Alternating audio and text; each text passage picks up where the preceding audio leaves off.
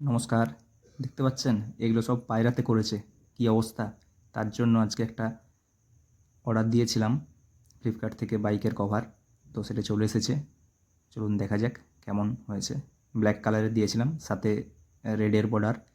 Black কালারটা কেন দিয়েছিলাম, কারণ আপনার নোংরা হলে বোঝা যাবে না।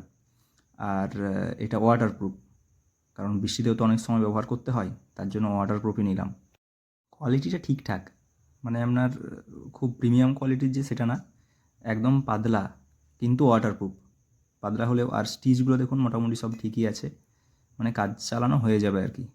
তো পায়রাগুলো যেখানে পায়খানা করে সেই জায়গাতে যত ভালোই রং হোক কোনো দিন কিন্তু টিকবে না, কারণ পায়রার পায়খানাতে আপনার পারদ থাকে, আর পারদ রঙকে তুলবেই, যাতে যত ভালো কালারই হোক না কেন। চলুন গাড়িতে পরিয়ে একবার দেখা যাক। বাহ, বেশ ভালোই হয়েছে, দেখুন।